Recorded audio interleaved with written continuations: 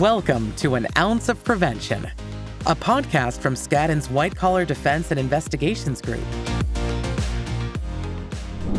Hi, and welcome to The Ounce of Prevention, a podcast series presented by the White Collar Defense and Investigations team at Skadden. My name's Andrew Good. I'm a partner in the White Collar Defense and Investigations team at Skadden's London office.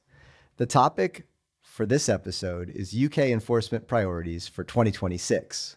We'll be discussing key focus areas and what is likely to be at the top of the wish list for UK regulators and law enforcement in 2026. And to talk about those priorities, I'm joined today by my colleagues Vanessa McGoldrick and Jason Williamson.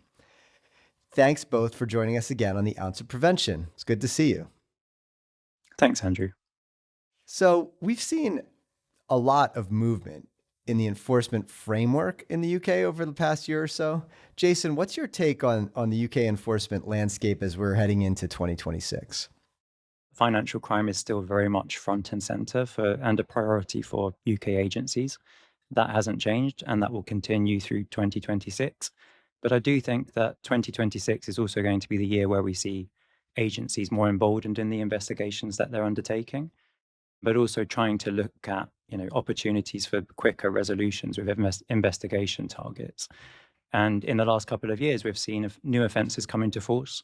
We've seen new powers given to UK agencies, and we're likely to see more enforcement as a result. And we've already started to see some of that come through in 2025. So, on the sanctions side, we saw the first criminal prosecution for a Russia sanctions breach. That resulted in a conviction of 2 individuals. We also saw a wave of new civil penalties that were levied for sanctions breaches, and there's more coming down the pipeline too. From the Serious Fraud Office, we also saw new anti-corruption investigations launched, and the agency working more closely with international partners to get investigations off the ground. And the agency's been really vocal about, particularly in the last year, about getting new powers, new whistleblower compensation powers, as a tool to speed up investigations, and its intention to enforce the new failure to prevent fraud offence. So, we're seeing more activity from the SFO too. And with the FCA, fines are up there as well. So total FCA fines last year were up by about £140 million compared to the previous financial year. But what's particularly interesting is that those penalties against individuals tripled in terms of value. So we're seeing more activity. That's likely to continue through 2026. Historically, there's been lots of criticism levied at UK agencies for being too slow to bring enforcement action and not active enough, particularly when compared against enforcement actions brought by international partners, particularly in the US. But I think there is a strong sense that UK agencies are turning the page on that and really trying to take a more active approach to their enforcement activity. And I think as we start to see, greater use of those new powers, we'll see bolder action too. Thanks, Jason. So it sounds like in 2026, we can expect to see some more proactive investigations by UK authorities, maybe a continuation of a trend there. Vanessa, are there other headline issues or emerging trends that you think are particularly important for companies to have on their radar as we're moving into 2026? Absolutely, Andrew. 2025 was a real year for change. And as Jason alluded to, the new failure to prevent fraud offence has come into force through the UK Economic Crime and Corporate Transparency Act 2023, and potential additional changes to make it easier to hold corporates accountable for a crime via the Crime and Policing Bill. And we've seen some significant changes in recent years to the way in which companies can be held criminally liable under English law. And this bill has the potential to expand corporate criminal liability even further, and is a development that I really do think companies should be watching closely. I think we're likely to see regulators being more proactive as well. As Jason just mentioned, the key issue for UK agencies is the speed at which they conduct their investigations.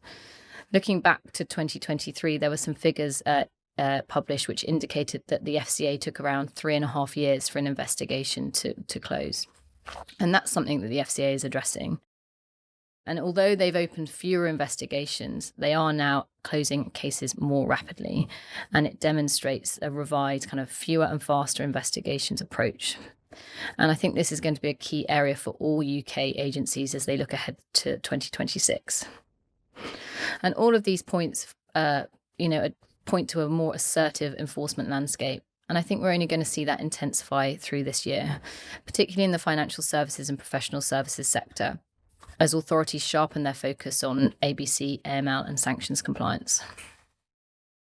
It does atmospherically feel like the pace is picking up in enforcement.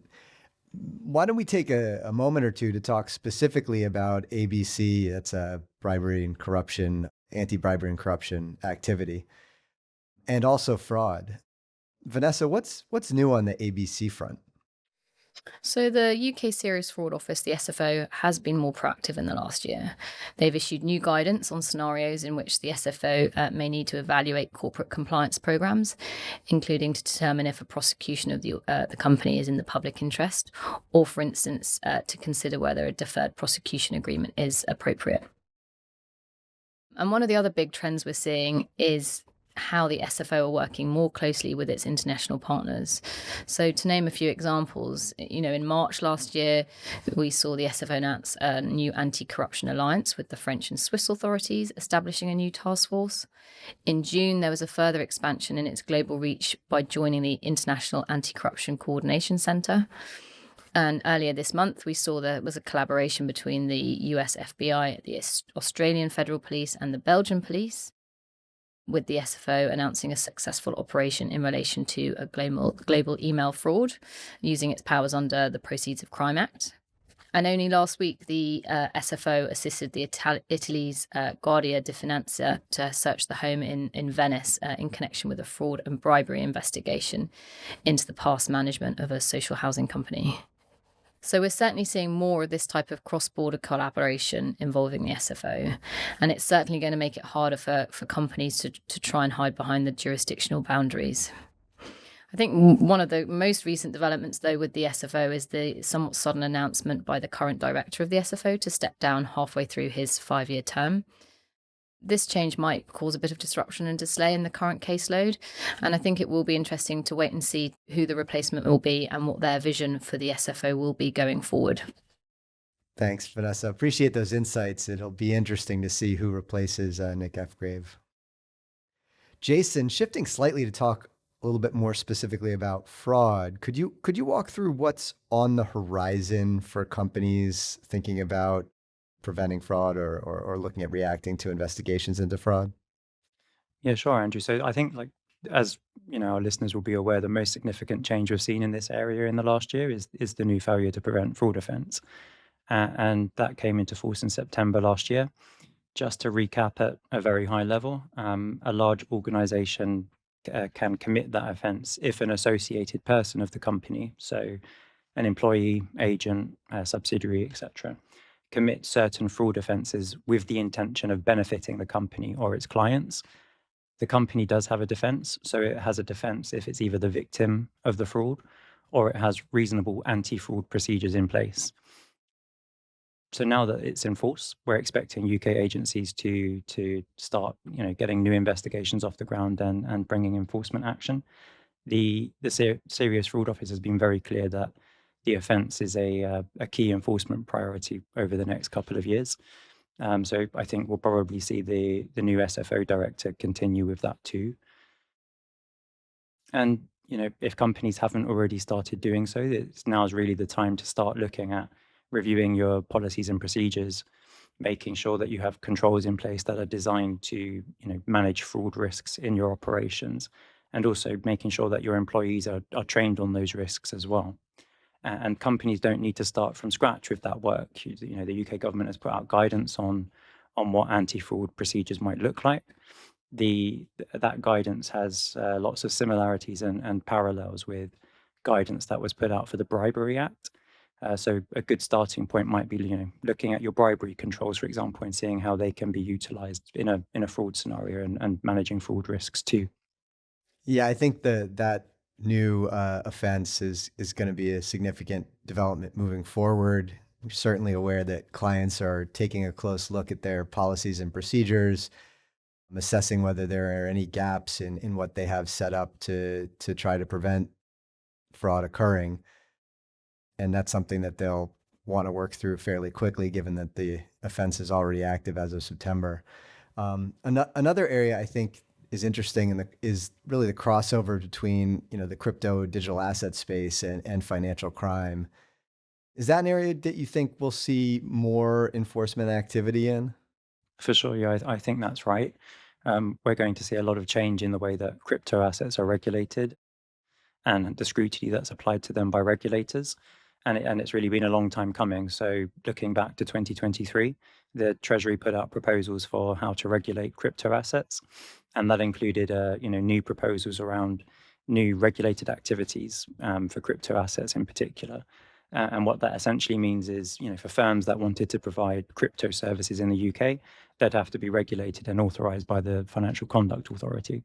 So that happened in 2023. Looking at December 2025, the government brought forward new legislation to put that into effect. So it is pushing forward with that change, but it's due to come into force a little bit down the line, so in October 2027. And for a lot of crypto firms, this will be the first time that they are regulated under the Financial Services and Markets Act. So there's a lot to get up to speed on. The FCA has started to put information out to help businesses prepare for that. And that's included what the authorization process might look like, the systems and controls that they expect to be put into place, and how you can ensure that you're meeting those compliance obligations. And it's a real big shift. So firms really do need to start, although we have a bit of a runway before that comes into force, firms do really need to start getting on top of those expectations now, rather than waiting until shortly before it goes live. On the enforcement side, as crypto becomes more regulated, we'll see more enforcement activity too, and we're already seeing developments in that space. So in the last couple of years, we've seen big changes to the way that the powers that UK agencies have to tackle crime involving crypto assets.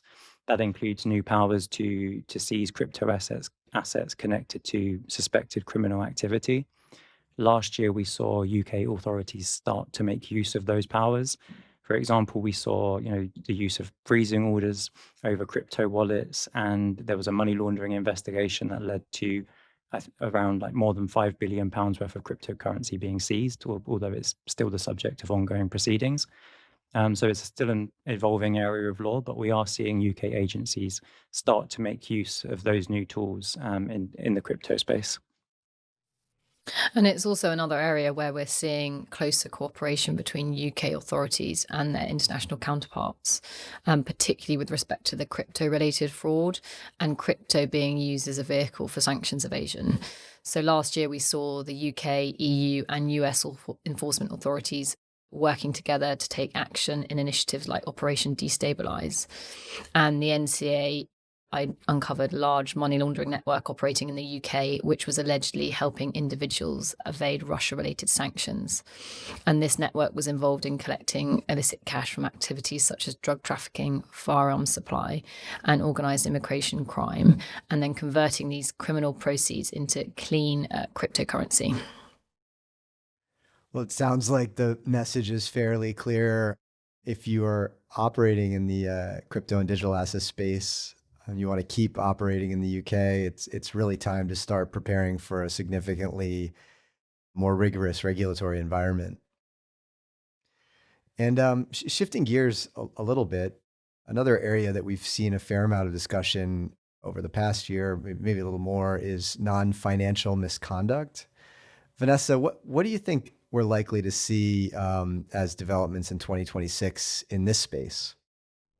Thanks, Andrew. As you say, non-financial misconduct is getting a lot of attention, and there are new rules coming into force with the FCA in September of this year. The FCA is making it clear that for non-banking regulated firms now, serious misconduct such as bullying, harassment, violence is a matter of regulatory concern, and they're expanding the scope of the conduct rules to non-banks, when previously it's just covered banks. So the FCA is expecting an increase in the notifications of conduct rule breaches for this type of non-financial misconduct as a result of the change coming into force in the autumn.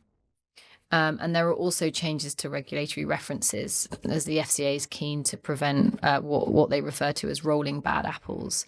So people moving from one firm to another with serious and substantiated cases of poor personal behaviour being shared in regulatory references.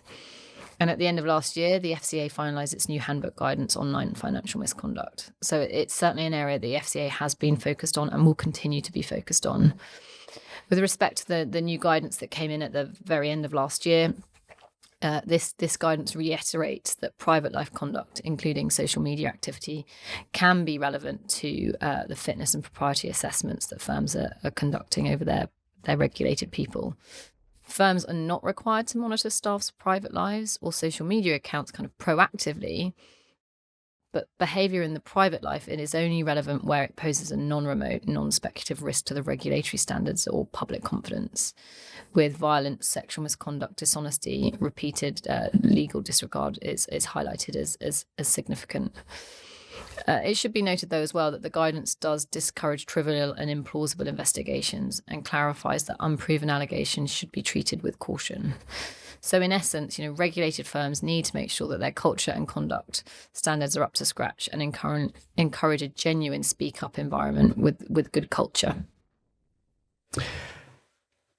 That's a good point. And it sounds like they're really trying to strike the balance between some separation between private and professional life with ensuring a safe environment where people are working. I think that's just going to be a continued area where things are coming to a head and a place for interesting developments. Turning slightly, I don't think we could conclude a podcast here without talking a little bit about economic sanctions.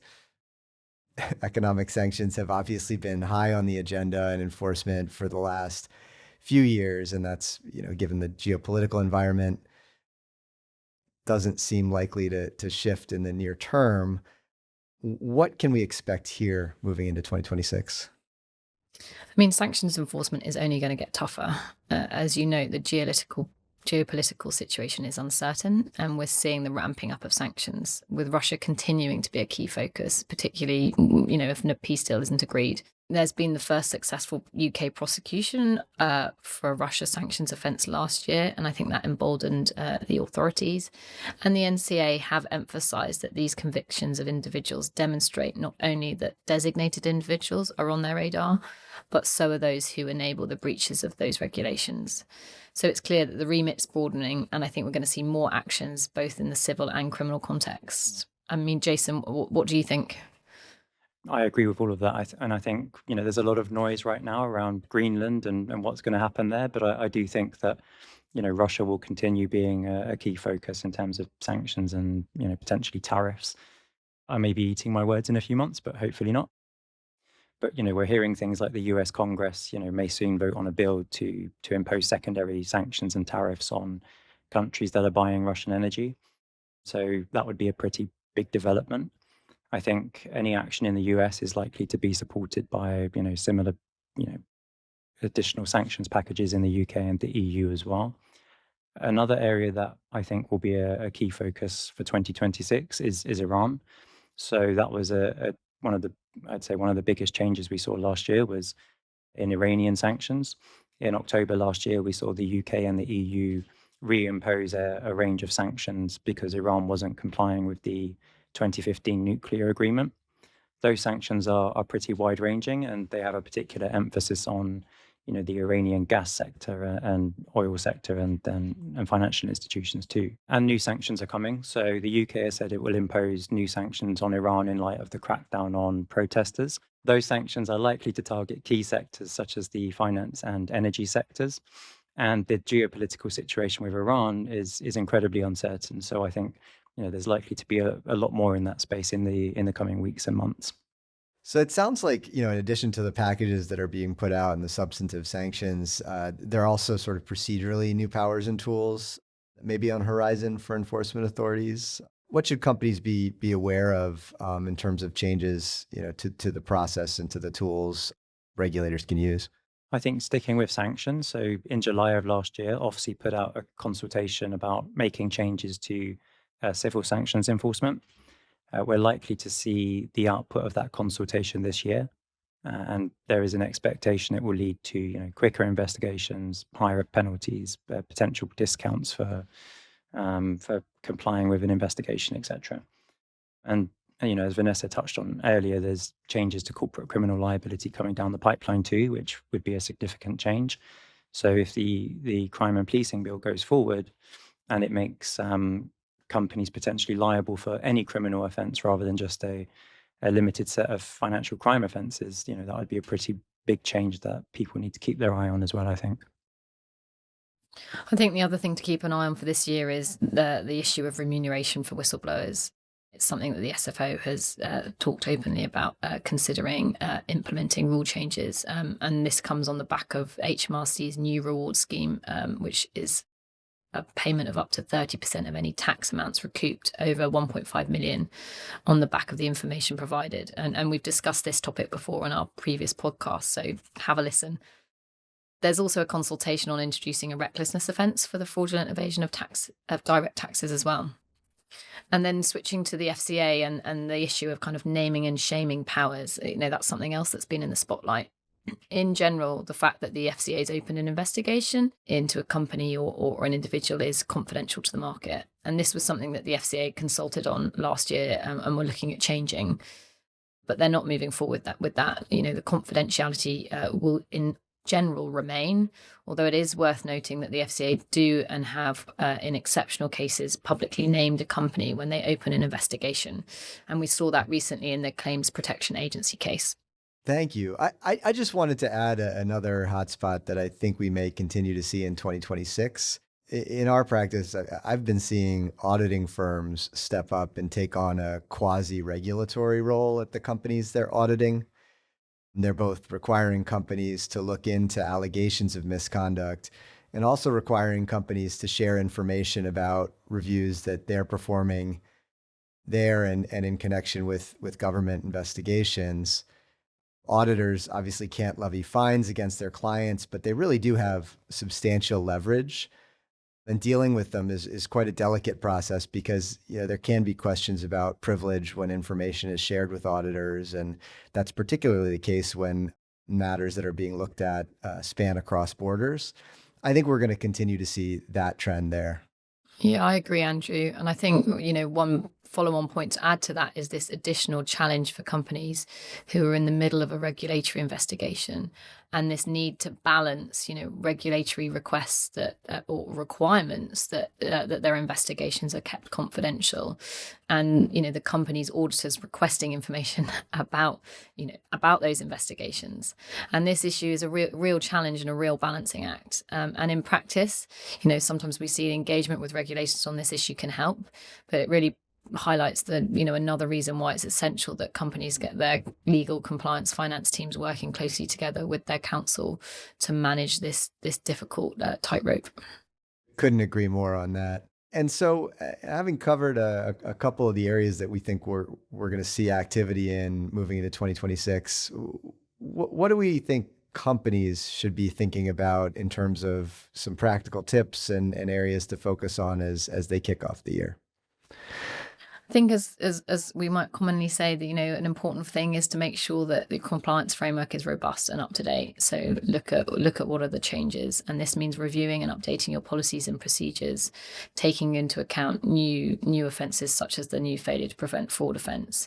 Refresh your risk assessments, update your training for employees and any other kind of third parties that you might be onboarding and who are working and providing services on your behalf, and really make sure that you're reflecting the latest guidance and regulatory expectations across your compliance framework.